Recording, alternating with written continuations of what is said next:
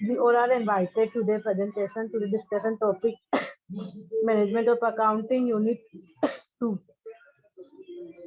इसका नाम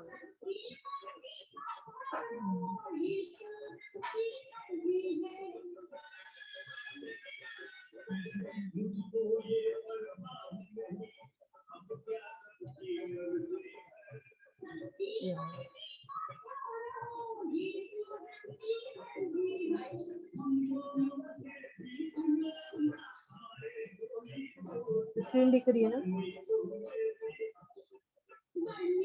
स्क्रीन दिख रही है मेरी? हाँ, स्क्रीन दिख रही है, but a little request, can you please reduce the volume of the TV in your background? अच्छा,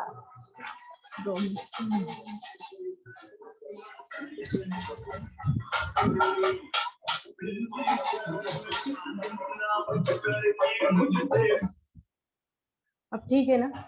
Yeah, thanks. बैकग्राउंड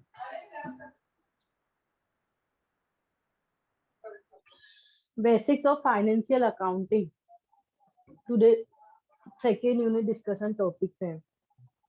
उसमें मतलब मैंने है कि जो अपना फाइनेंशियल अकाउंटिंग है उसके मेन कॉन्सेप्ट ही बताए गए जो मैं बता रही थी।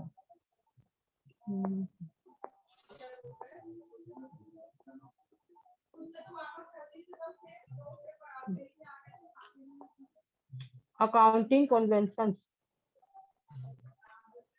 फर्स्ट से conventions of disclosure.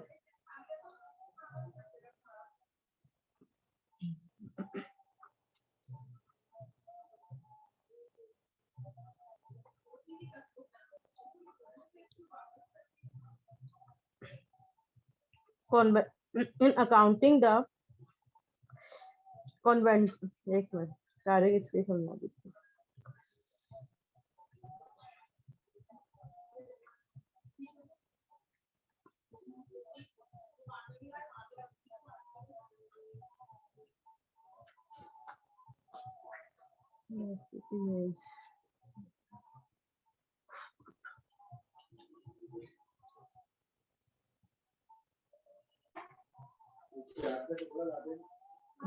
Convention of disorder. Accounts should be prepared in such a way that all material information is clear disclosure to the users. इसका मैंने निकाली थी तो स्क्रीन को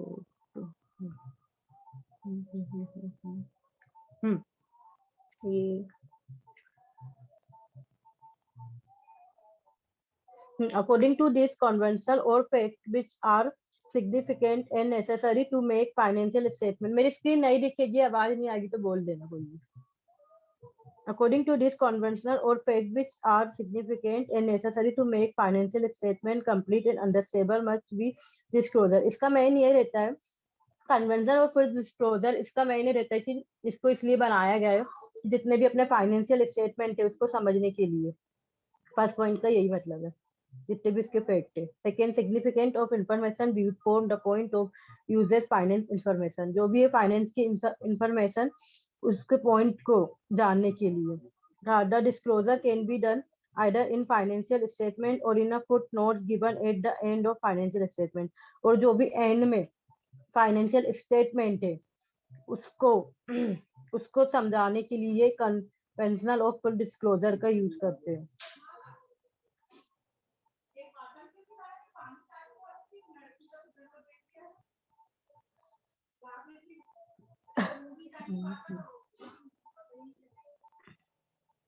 फिर conventional of consistency,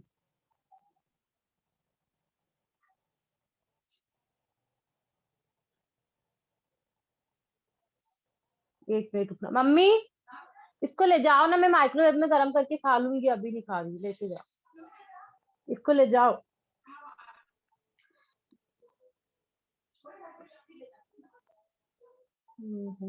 conversation of conservation दिख रहा है?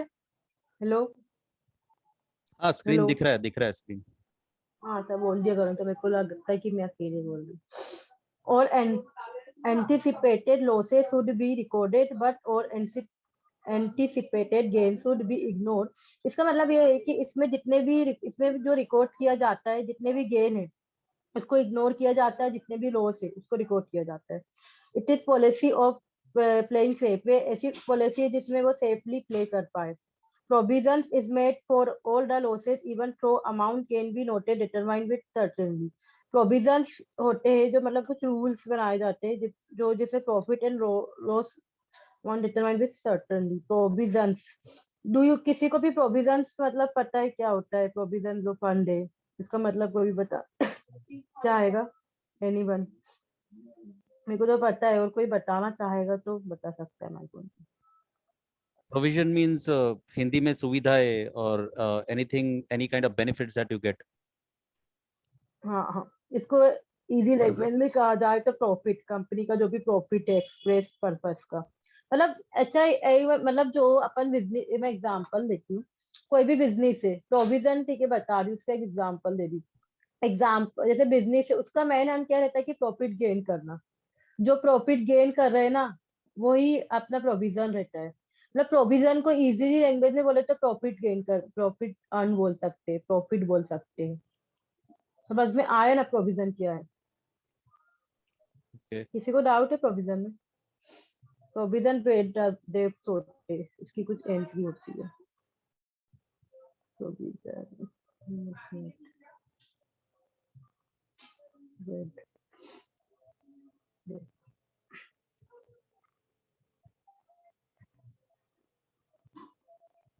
देखो, सबसे पहले मतलब ये है कि जो अब भी अपन अकाउंट करते हैं, कहीं भी जॉब करते हैं, कहीं भी कहीं का भी ले लो, जैसे कि मैं एग्जांपल मेरे घर का लेती हूँ, मैं केस अकाउंट देखती हूँ तो उसमें सबसे पहले पर्टिकुलर में ये लिखा जाता है कि किस, ये पर्टिकुलर जो दिख रहे हैं ना कॉलम, डेबिट क्रेडिट, पर्टिकुलर में जिसमें ला मतलब पर्टिकुलर में किसने ले गया है, कितने आया है, डेट तारीख ये सब।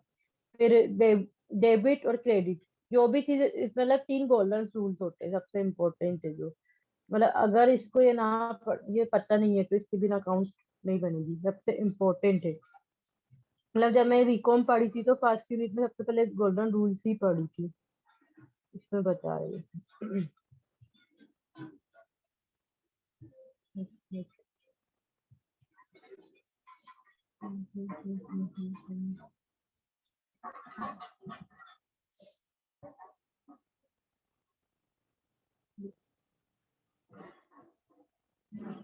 गोल्डन रूल्स नॉमिनल और रियल अकाउंट वाला काम है।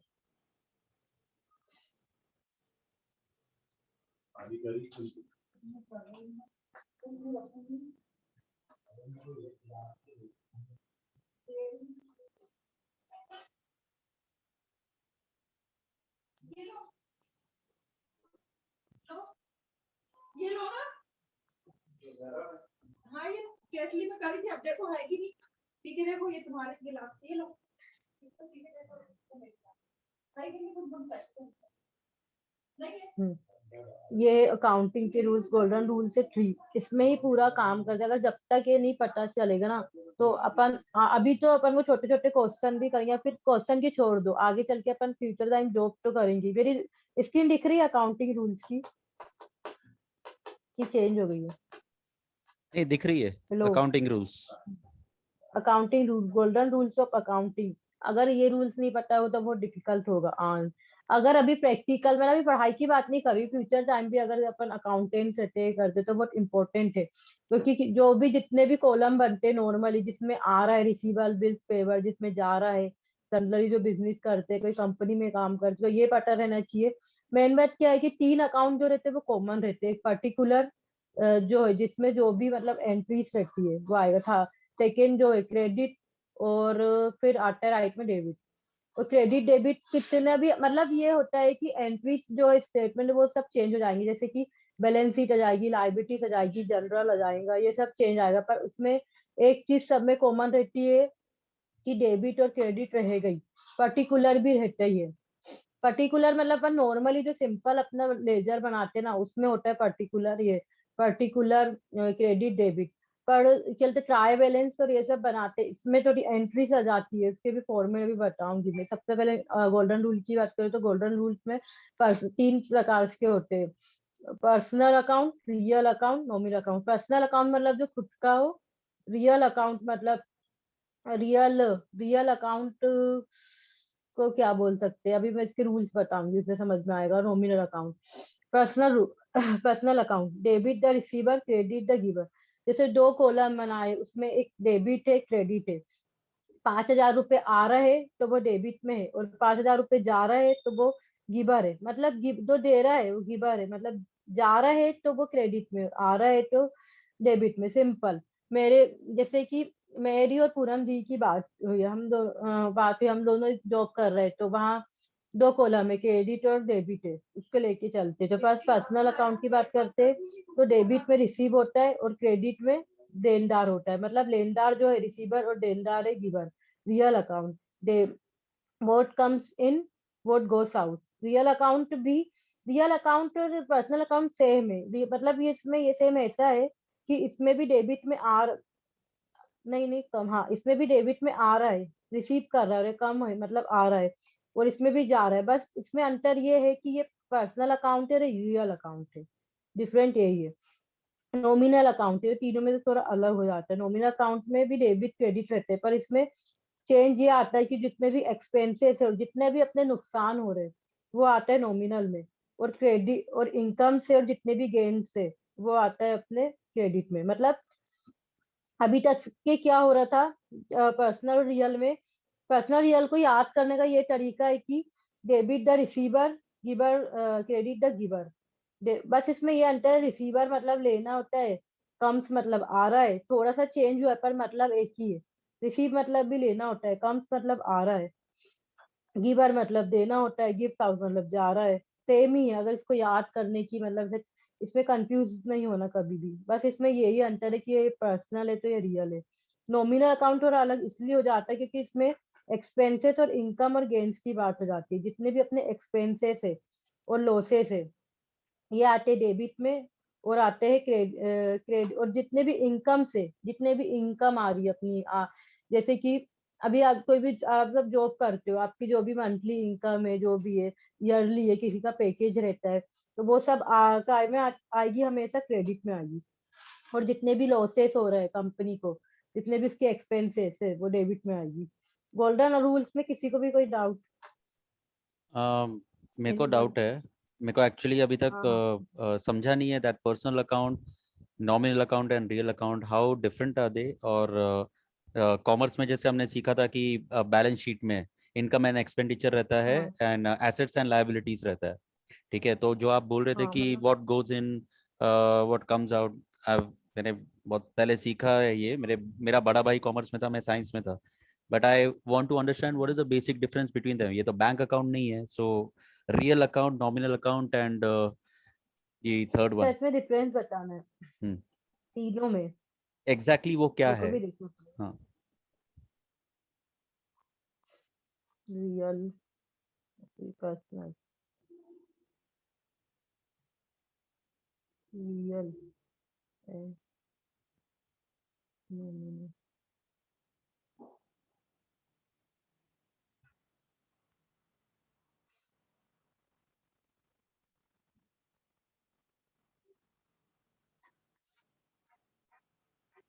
Real account general ledger account, assets and liabilities. देखो जो रियल अकाउंट रहता है ना, उसमें general ledger account relating to assets and, इसमें एसेट्स और लायबिलिटीज आती है। और पर्सनल अकाउंट है, इसमें general ledger account connected personal life. मतलब ये बोल रहा है पर्सनल से इंडिविजुअल, मतलब पर्सनल जो है individual films and associations, individual की बात कर रहा है।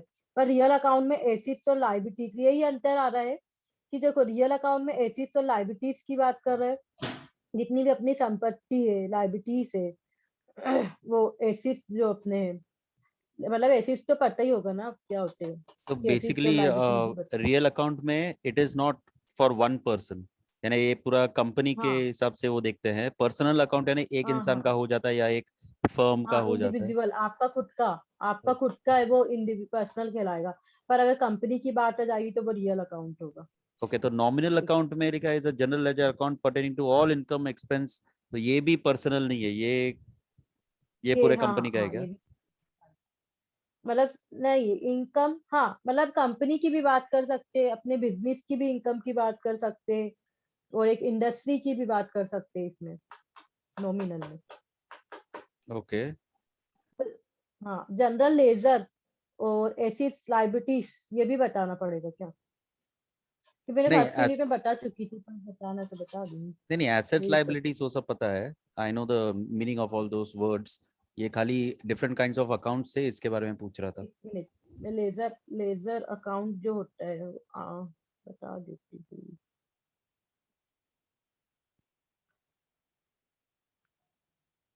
देखो लेजर अकाउंट में क्या होता है, जितने भी अपने ट्रांजेक्शन होते हैं ना उसके रिकॉर्ड, उसको रिकॉर्ड किया जाता है। ये तो इतना मिस कर दिया है, एक मिनट।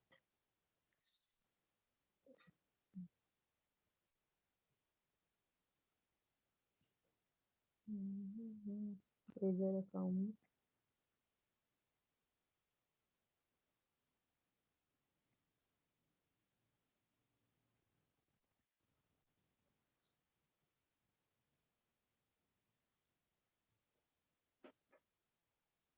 इसे बता देती हूँ।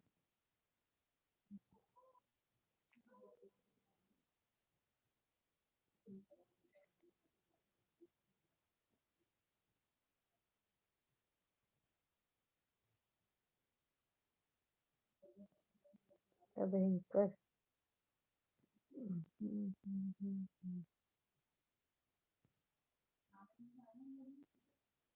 ये देखो लेजर अकाउंट में देखो ये जो कॉलम दिख रहे हैं ना, डेट पर्टिकुलर, फिर आई एफ अमाउंट, मैंने लेजर अकाउंट बनाई हुई, चलो मैं इसको समझा।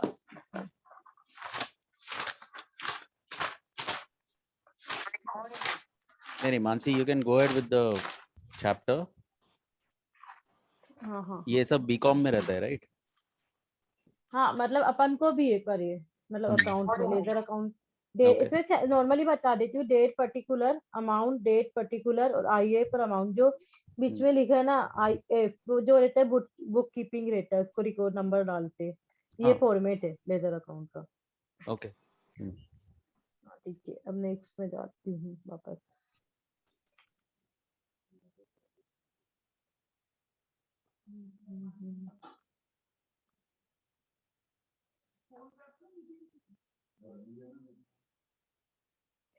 फिर conventional of conservation, any business bill recording transaction note सुनो। कन्वेंशन। क्या हो गया? मानसी बोल रही है कमजोर से। मानसी तेज से बोलो, क्यों? फिर से बोलो, फिर से बोलो।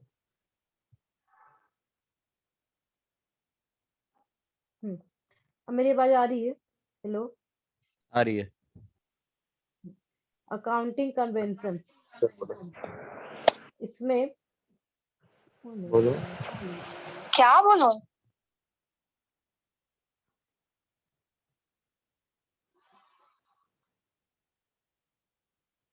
एक मिनट, अनुराग भैया क्या कर रहे हैं बार बार, चले जाओ अगर नहीं पढ़ने। Convention of conservation, any business bill recording the transaction should anticipate no profits but provide for all possible losses. क्या है जो कन्वेंशन ऑफ कंजर्वेशन में कोई भी बिजनेस की बात कर जाते हैं, जो भी मतलब जैसे फॉर एग्जांपल कोई भी बिजनेस का लिया गया है, इसमें क्या है जो इसमें भी no profit but provide possible होते, हाँ इसमें बोल रहा है कि जो इसमें चांस प्रॉफिट तो नहीं होते पर provide for all possible losses, पर ये प्रोवाइड इस मतलब ये जो कन्वेंशन ऑफ कंजर्वेशन इसलिए बनाए गए जो बिजनेस में जितने भी लॉसेस है उसको पता करने के लिए। Fourth convention of maturity, only those events should be recorded which have a significant bearing and insignificant things should be ignored. There is no formula for identifying material and events. It depends on accountant convention of maturity.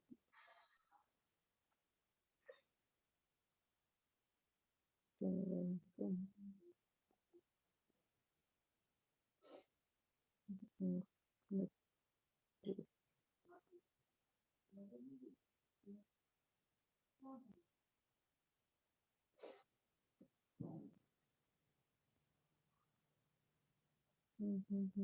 For example, the convention of material enables users this all event date are.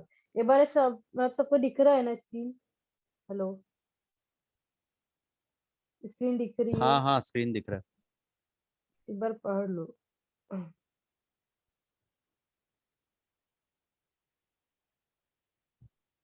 Okay. इसे क्या समझते हैं जिसने भी पढ़ा?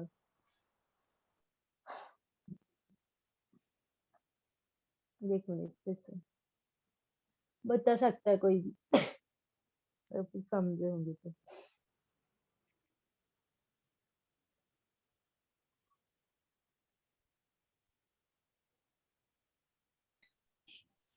Okay, if nobody is trying, can I?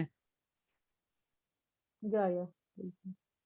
Okay, so it basically means whatever is meaningful और जिसका value ज्यादा है, जो भी इमेटेरियल ऑब्जेक्ट्स है, like for in this same example जो यहाँ पे लिखा है, so many companies publish there financial statements in circular figures. जो राउंड फिगर्स है वही वो लोग काउंट करते हैं. दे डोंट कंसिडर एनी पैसे. So mainly rupees and round amount, वही वो लोग कंसिडर करते हैं, right? Such as omissions are insignificant or significant when the figures are crore और लाख में होता है. ये मतलब यही बता रहा है कि इसमें जितने भी मतलब फाइनेंशियल स्टेटमेंट है सर्कुलर फिगर में उसको ही रिकॉर्ड करते हैं. इसका यही है मेन, और कुछ नहीं है इसमें. और लिख रहे तो देखो देखो according to the American accounting association in an item should be regarded as material if there is reason to believe that knowledge of it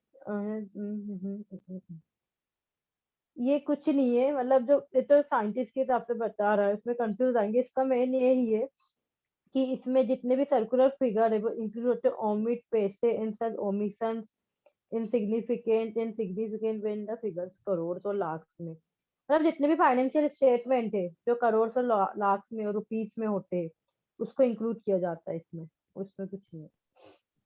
ये वाला कंप्लीट हो गया सेकंड स्लाइड. अकाउंटिंग के कॉन्सेप्ट है.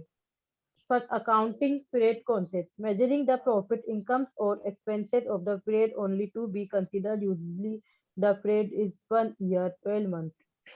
ये बोल रहा है कि अकाउंटिंग के कुछ पीरियड्स होते हैं, मतलब टाइम, उसका कॉन्सेप्ट है. Measuring the profit, incomes or expenses of the period only to be considered. Usually periods is 1 year 12 month. ये बोल रहा है कि यूजुअली जो रहता है वो 1 ईयर का रहता है, 12 मंथ का दिया जाता है. इसमें किसी को दिक्कत से अकाउंटिंग पीरियड कॉन्सेप्ट में यही है कि यूजुअली द, मतलब जो मेन पॉइंट यही है, जो usually the period is 1 year month, मतलब जो है इसकी लिमिट होती है. तो इसमें बताया कि 1 ईयर का ही रहता है ये. इसमें किसी को प्रॉब्लम है अकाउंटिंग पीरियड कॉन्सेप्ट में? उसमें बस टाइम बताना है. जितने भी जो अपने प्रॉफिट होते हैं, इनकम्स होती है, एक्सपेंसेस होते हैं, उसमें 1 ईयर्स 12 मंथ 1 ईयर्स का टाइम रहता है. Realisation concept. If the revenue is recognised too early to the late company would be project the right financial position. It would look more portable less. इसको थोड़ा सा देख लेते हैं. स्क्रीन दिख रही है ना? हाँ. खाना खा लेना बेटी. Realization.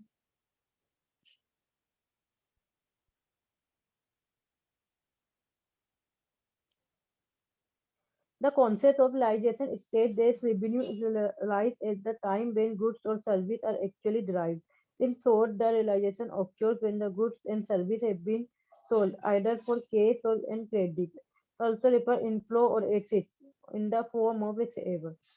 इसका कॉन्सेप्ट ये है कि इन शॉर्ट में कहा जाए तो गुड्स एंड सर्विस जो है उसको एक मिनट, इसको इसकी डीलिंग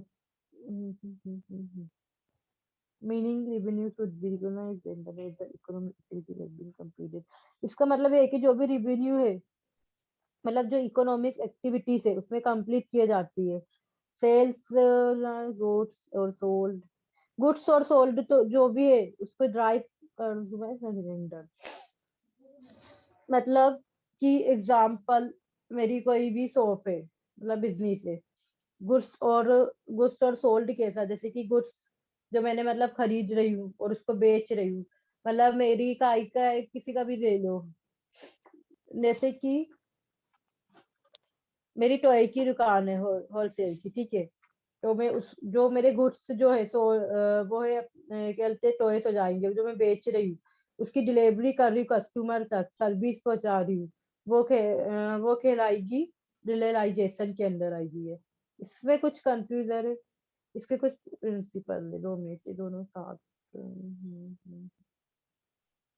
ये सब कौन से?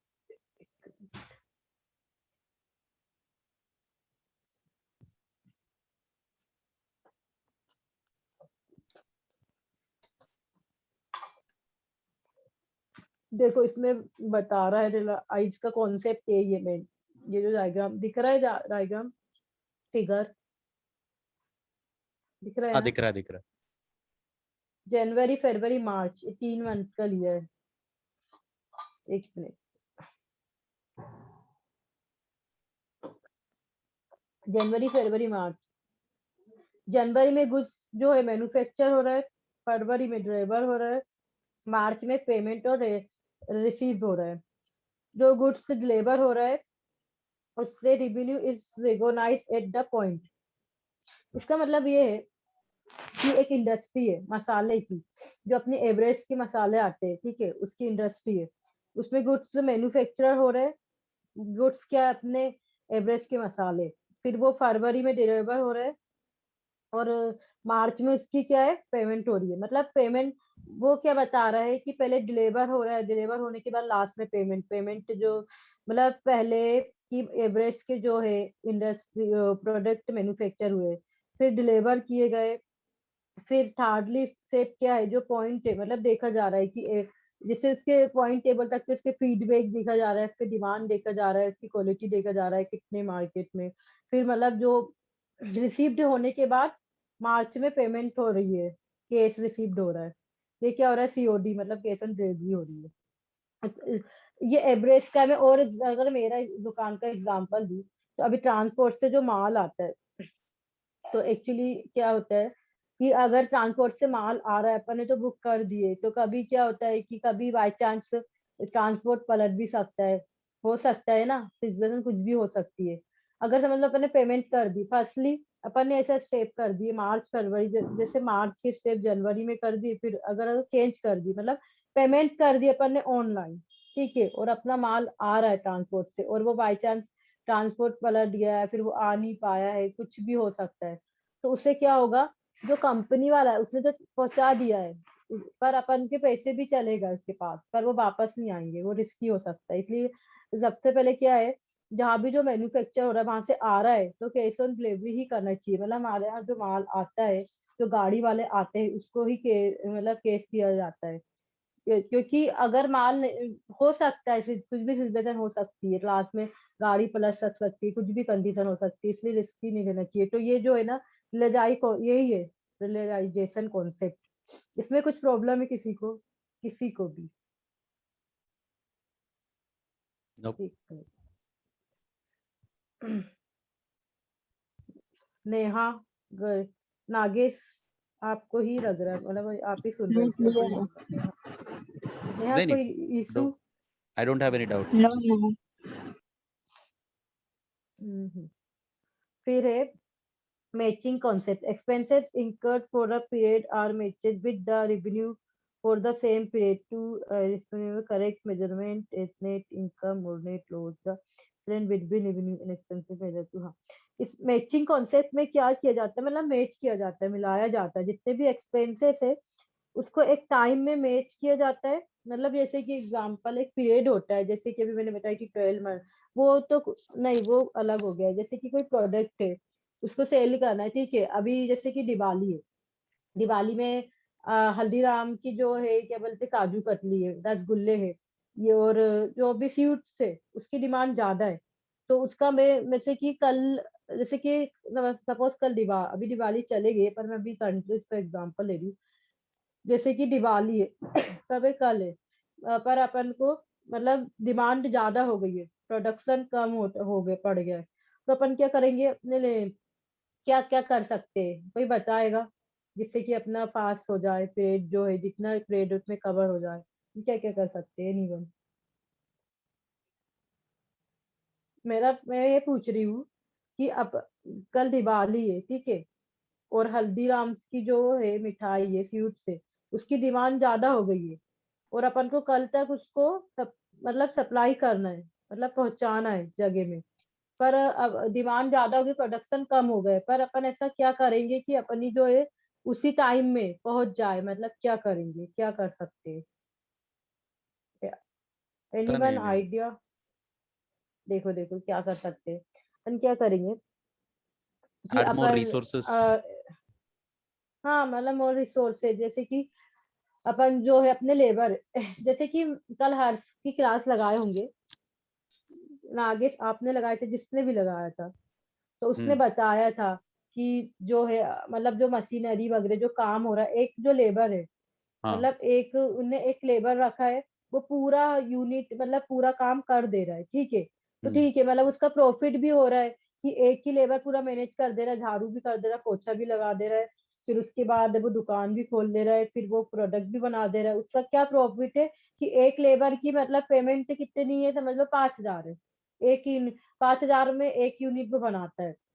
तो वो क्या हो रहा है कि और अगर अपन वही दो रख देंगे तो 10,000 हो जाएगी, और उतना वो बना भी नहीं पाएगा। पर अगर वो नहीं, इसमें क्या होगा, इसमें तो उसने ये बता, वो एक ही कर रहा था, पर अब अपन को क्या प्रोडक्शन बढ़ाना है, तो अपन क्या करेंगे, लेबर बढ़ाएंगे, वर्कर बढ़ाएंगे कि नहीं, मतलब रिक्वायरमेंट ज्यादा हो गई प्रोडक्ट की। पर एक जो है एक बंदा है वो मैनेज नहीं कर पा रहा है। पहले क्या करता था, पहले मतलब अपने पास प्रोडक्ट पहले से बन भी रहा था, पर एकदम से अचानक से इमीडिएटली सीजन आ गया, डिमांड बढ़ गई, मतलब लोगों को पसंद आ गया कि मतलब अभी कोविड चल रहा है, तो हम्म। जनरली कोई भी क्या बोलता है कि बाहर की जो शॉप है, मतलब मीठा वगैरह नहीं लाना है, घर में